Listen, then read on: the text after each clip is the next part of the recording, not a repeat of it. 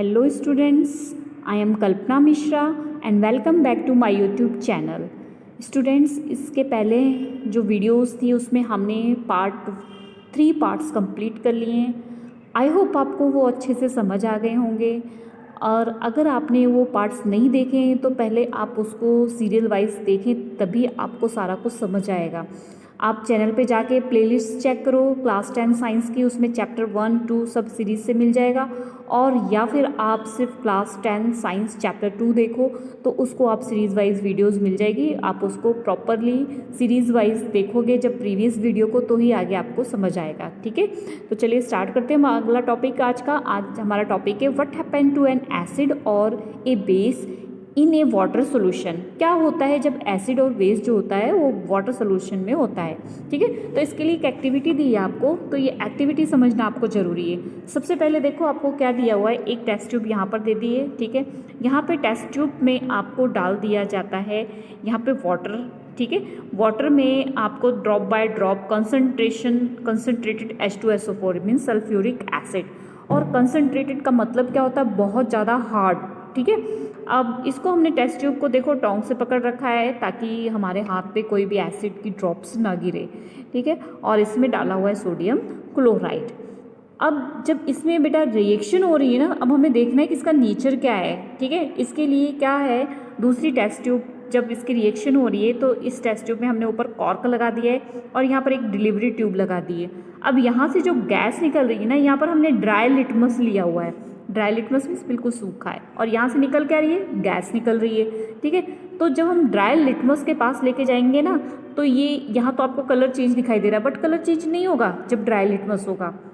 ठीक है, लेकिन अब यही लिटमस पेपर को अगर मैं वेट कर दूँ, गीला कर दूँ, तो इसका कलर क्या होता है, अगर मैंने ब्लू लिटमस लिया है तो वो उसका कलर क्या हो गया, रेड कलर हो गया।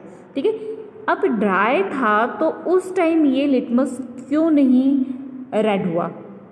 ठीक है, तो क्यों नहीं हुआ, क्योंकि अब देखो यहाँ से गैस भी ड्राई थी और लिटमस भी ड्राई था। इट मीन्स इनके अंदर हाइड्रोजन आयन नहीं था, और हाइड्रोजन आयन नहीं था इट मीन्स उसकी प्रॉपर्टी एसिडिक नहीं थी, जिसकी वजह से उस लिटमस का कलर जो है चेंज नहीं हो रहा था। और जब हमने क्या किया, इस लिटमस को ड्राई कर दिया, तो ये जब गैस आके इससे टकराई तो यहाँ पर हाइड्रोजन आयन्स है, और जिसकी वजह से ये इसकी प्रॉपर्टी बता दी कि ये इसके अंदर से जो गैस निकल रही है उसकी प्रॉपर्टी क्या है, एसिडिक प्रॉपर्टी। ठीक है, आई होप ये अच्छे से आपको समझ में आ गया।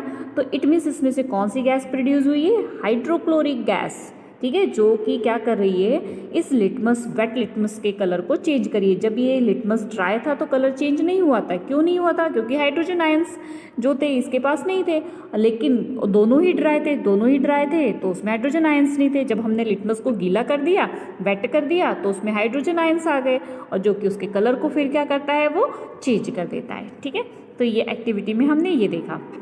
अब देखो इस एक्सपेरिमेंट में आपने ये देखा कि जो हाइड्रोजन आयन है HCl से, जब वाटर प्रेजेंट था तभी वो क्या हुए, तभी उसके अंदर हाइड्रोजन आयन्स आए ना।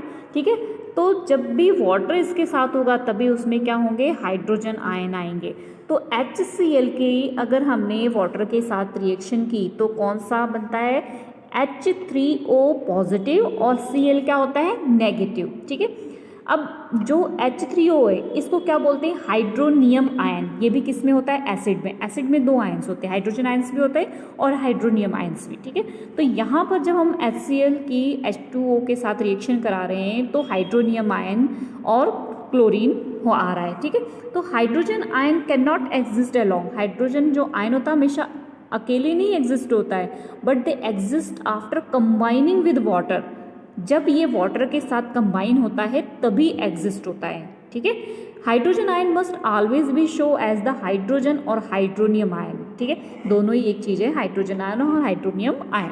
अगर हाइड्रोजन आयन वाटर के साथ गया तभी क्या बनेगा, ये हाइड्रोनियम आयन बनेगा। ठीक है, नेक्स्ट है हमारा we have seen that the acid give. हमने क्या देख लिया, एसिड क्या देता है, हाइड्रोनियम आयन या फिर हाइड्रोजन आयन। किसके साथ, जब ये वाटर के साथ मिक्सअप होता है। ठीक है, तो अगर हम बेस को मिक्स करेंगे तो क्या होगा, NaOH में अगर हमने वाटर मिक्स किया तो ये क्या हो जाता है, ये इसके अंदर मतलब इसके अंदर कौन सा आयन होता है, OH नेगेटिव, इसका मतलब क्या बोलते हैं, हाइड्रोक्सिल आयन।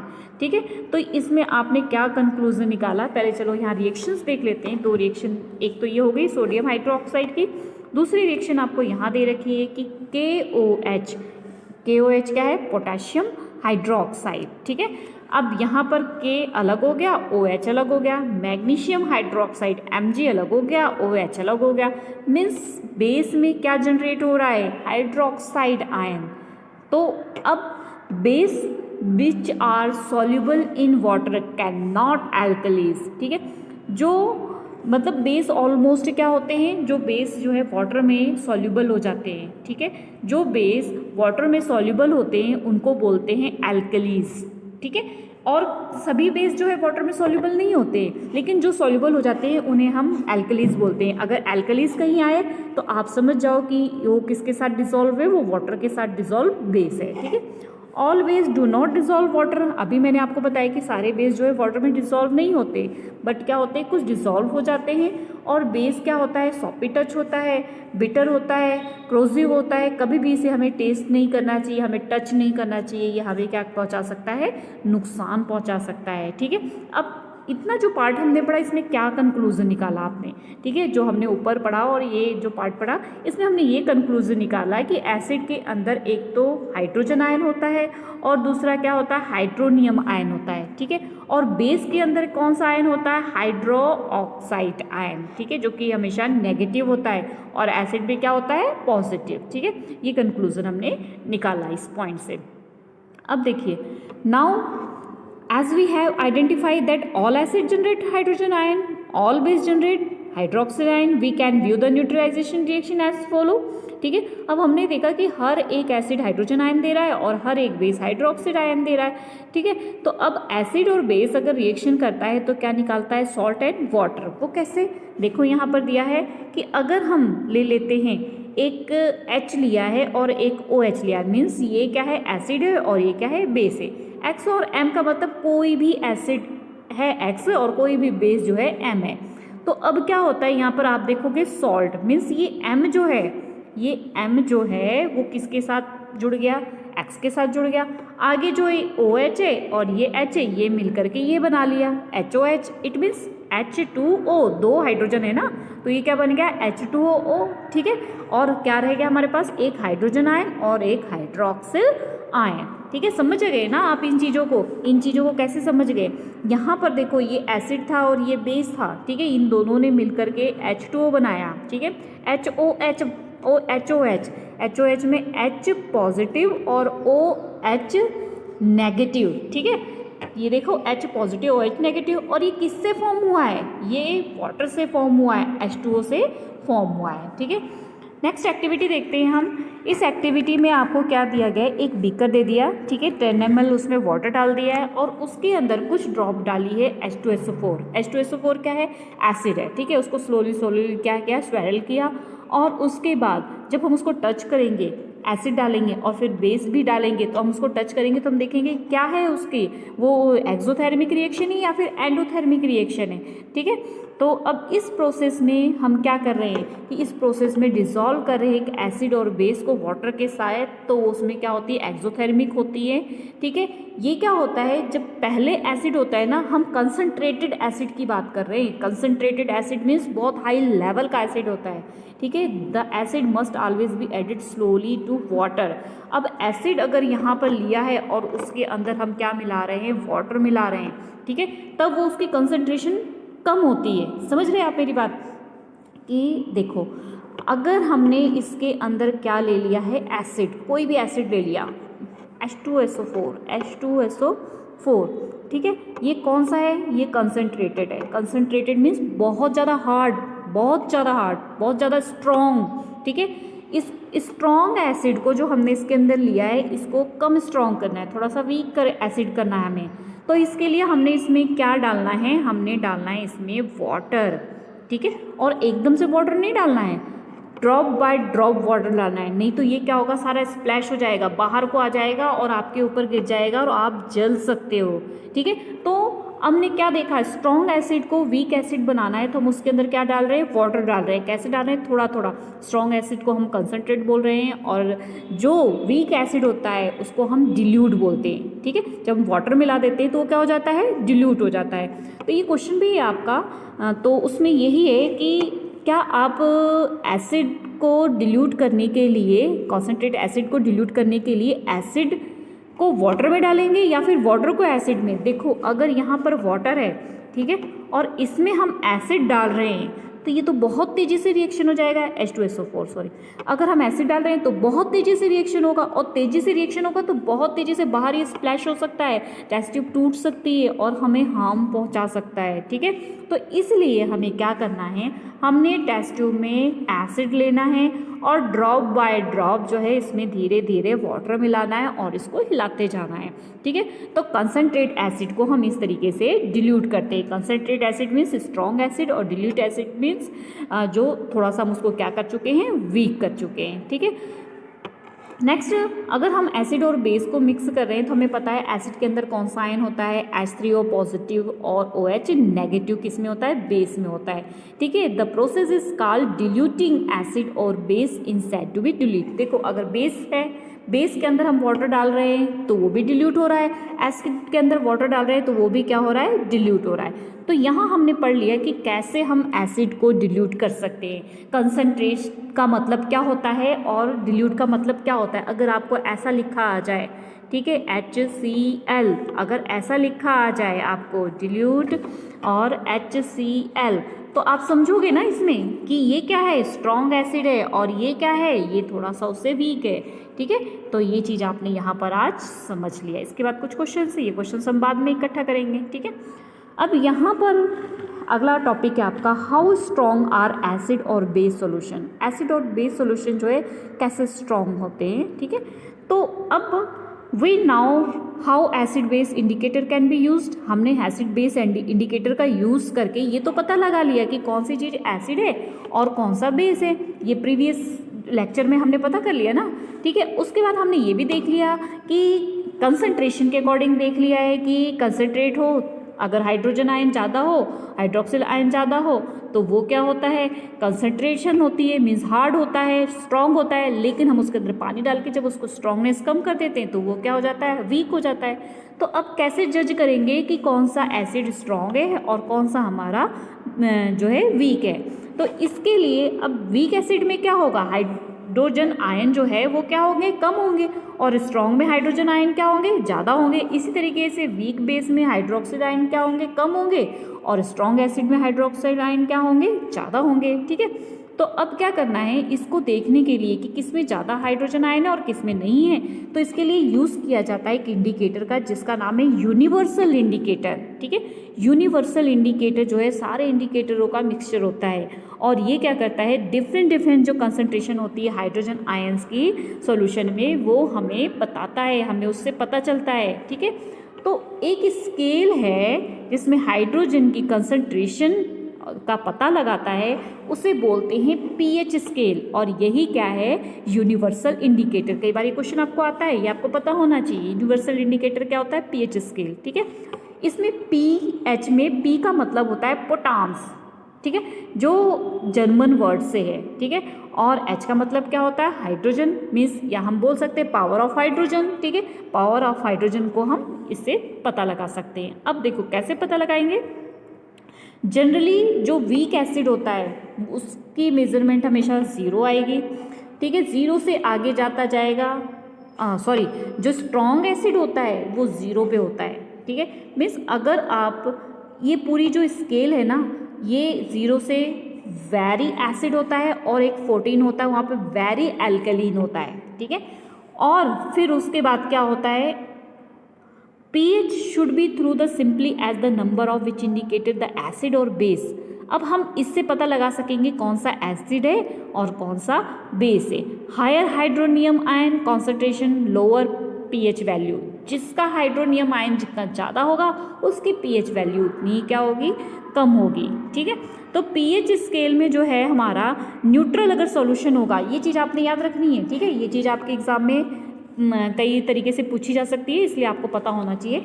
कि पीएच में जो न्यूट्रल होता है उसकी गिनती क्या होती है, उसकी काउंटिंग नंबर क्या होता है 7।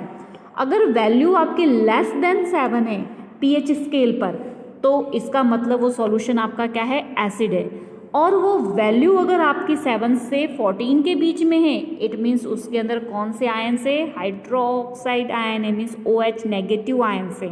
ठीक है, तो इससे हमें पता लगेगा कि कौन सी चीज़ स्ट्रॉन्ग एसिड है, कौन सी वीक एसिड है, या स्ट्रॉन्ग बेस है या वीक बेस है। ठीक है, अगर OH नेगेटिव आयन की कंसंट्रेशन सॉल्यूशन में हमें पता करना है तो वो हम इस पीएच स्केल से पता कर लेंगे। ठीक है, अब देखो पीएच स्केल पे मैं आपको बताती हूँ तो ज़्यादा अच्छे से समझ आएगा कि ये पीएच स्केल है। ठीक है, आप पहले ये समझ लो फिर ये अच्छे से समझ आएगा यहाँ पर। ठीक है, अब इसमें जो है पीएच स्केल, यहाँ पर आप देखोगे ये इस तरीके से कुछ दिखाई देता है। ठीक है, जब हमारा चैप्टर कंप्लीट हो जाएगा ना तो मैं आपको ये पीएच स्केल जरूर दिखाऊंगी। तो यहाँ पर आपका जो है काउंटिंग है, देखो 0 1 2 3 4 5 14 तक। तो हमने क्या पढ़ा, अगर 7 है तो वो क्या है, न्यूट्रल है। 0 से 7 तक वो क्या है, एसिड है। ठीक है, 7 से 14 के बीच में जो है वो क्या है, बेस है। ठीक है, तो यहाँ पे कुछ चीज़ें यहाँ पे इन्होंने देखा है कि ये क्या होता है, जब हम पीएच एक पेपर होता है उसको हम डिप करते हैं सॉल्यूशन में, अगर उसकी काउंटिंग जो है 2 नंबर से, उसका कलर जो है 2 नंबर से मैच कर रहा है तो वो क्या है, एसिड है। अगर उसका कलर जो है 12 नंबर से मैच कर रहा है तो वो क्या है, बेस है। अगर उसका कलर 7 से मैच कर रहा है इट मीन्स वो क्या है, न्यूट्रल है। आई होप पीएच स्केल के बारे में आपको अच्छे से समझ आ गया कि एक पेपर है, ठीक है, उसको हमने जो हमें सॉल्यूशन दिया उसके अंदर हमने डिप किया। ठीक है, डिप करने के बाद हमने इस स्केल से उसको मैच करना है। अगर उसका मैच जो है 1 पर आ जाए तो एसिड है, 7 पर आ जाए बेस है, 13 पे आ जाए, सॉरी 7 पे आ जाए न्यूट्रल है, और 13 पे आ जाए तो बेस है। अब यहाँ पर एक चीज़ ध्यान रखना है, अगर आपका यहाँ आ रहा है तो इसका मतलब स्ट्रॉन्ग एसिड है। ठीक है, और 7 के नज़दीक आ रहा है तो वीक एसिड है। 7 के अगर इधर आ रहा है तो स्ट्रॉन्ग बेस, वीक बेस। ठीक है, और यहाँ जा रहा है तो क्या है, स्ट्रॉन्ग बेस। समझ आ गया? ठीक है, चलो ऊपर अब डायग्राम से हम इसको अच्छे से समझते हैं। यहाँ से यहाँ पर देखो ये एक तरीके से आपका पीएच जो है स्केल है, इंडिकेट कर रहा है। ठीक है, एक मिनट, यहाँ पर। ठीक है, तो अब इसमें आपने क्या देखना है, इस स्केल में आपने ये ध्यान से देखना है कि यहाँ पर देखो ये बीच में तो 7 हो गया। ठीक है, और यहाँ जैसे आप इधर को जाते जाओगे तो एसिड का नेचर इंक्रीज होगा। 7 से ऐसे से जाओगे ना, एसिड का नेचर इंक्रीज होगा। आपको मान लो दे दिया, जब आपने डिप किया आपका नंबर जो है आ गया 6, फिर एक का नंबर आ गया 5, एक का नंबर आ गया 3। तो ये क्या है, ये और ये अगर हम कंपेयर करें तो ये वीक एसिड है और ये क्या है, स्ट्रॉन्ग एसिड है। मीन्स 7 से आप जितना नीचे जाते जाओगे, 6 5 4 3 2 1 0, ठीक है, तो वो उतना ही स्ट्रॉन्ग एसिड होता जाएगा। ठीक है, अब 7 से अगर आप इस साइड को जा रहे हैं तो बेस इंक्रीज होगा। ठीक है, 7 से अगर इस साइड जा रहे हो तो एसिडिक प्रॉपर्टी इंक्रीज होगी, और इस साइड जा रहे हो तो बेसिक प्रॉपर्टी इंक्रीज होगी। ठीक है, तो ये चीज़ आपने अच्छे से समझना है। ठीक है, समझ आ गई मेरी बात, कैसे समझना है? ठीक है, तो अगर 7 है तो हमें पता है न्यूट्रल है। अगर आपका मैच जो है 3 पे एक कर रहा है, एक जो है 0 पे कर रहा है, तो आप अंदाज़ा लगा सकते हैं कि कौन सा स्ट्रॉन्ग है। स्ट्रॉन्ग जो है वो क्या है, 0 वाला है, और 3 वाला क्या है, वीक है। अगर इन दोनों की कंपेयर करें, मीन्स 7 के जो नज़दीक हैं वो वीक एसिड है, और 7 से जो दूर हैं वो क्या है, स्ट्रॉन्ग एसिड। ठीक है, इसी तरीके से अगर बेस पे जाएं, 7 के नज़दीक जो हैं वो वीक बेस हैं, और 7 से जो दूर हैं वो स्ट्रॉन्ग एसिड है। ठीक है, अब दूसरी चीज़ देखते हैं कि अगर हम यहाँ जाएंगे इस साइड को 7 से, तो उसमें हाइड्रोजन आयन क्या होंगे, इंक्रीज होंगे। कंसंट्रेशन उसकी क्या होगी, इंक्रीज होगी। इंक्रीज होगी तो ही तो स्ट्रॉन्ग एसिड होगा। ठीक है, और जब हम इस साइड को जाएंगे तो उसकी हाइड्रोजन आयन क्या होता जाएगा, इसकी कंसंट्रेशन डिक्रीज होती जाएगी। देखो अब इस डायग्राम को आपने ध्यान से समझना है। देखो यहाँ पर ये लिखा है हाइड्रोजन आयन, अगर आप 7 से यहाँ आगे जा रहे हो ना तो ये ब्लू पोर्शन क्या होता जा रहा है, बढ़ता जा रहा है, बड़ा होता जा रहा है। और अगर यहाँ जा रहे हो तो ये ब्लू पोर्शन क्या होता जा रहा है, कम होता जा रहा है। मीन्स हाइड्रोजन आयंस क्या होते जा रहे हैं, कम होते जा रहे हैं। ठीक है, समझ आ गई मेरी बात। उसके बाद अगर आप ये वाला पोर्शन देखोगे, ठीक है, हाइड्रोक्सिल आयन, तो इस पोर्शन में आप देखोगे कि यहाँ अगर 7 से शुरू हो रहा है, ठीक है, ये 7 से शुरू हो रहा है, तो यहाँ पर अगर आप इस साइड को जा रहे हो तो ये बढ़ता जा रहा है, मीन्स हाइड्रोजन आयन बढ़ता जा रहा है। और अगर हाइड्रोजन आयन बढ़ता जाएगा तो वो क्या होगा, स्ट्रॉन्ग बेस। और इस साइड को आ रहे हो तो हाइड्रोजन आयन क्या होता, हाँ OH negative means hydroxyl ion जो है क्या है, कम होता जा रहा है। इसका मतलब बेस क्या होता जा रहा है, वीक होता जा रहा है। ठीक है, तो ये चीज़ आपने आई होप अच्छे से समझ लिया होगा।